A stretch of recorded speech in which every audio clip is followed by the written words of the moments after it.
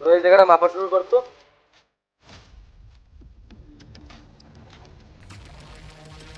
এই জমি এখন থেকে আমার, তোরা সবাই চলে যা। এই জমি আমার বাবার, আমি এই জমি থেকে কখনোই যাব না, তোরা দূরে চলে যা। আচ্ছা, ব্যাপারটা আমি দেখতেছি, আয় তোরা।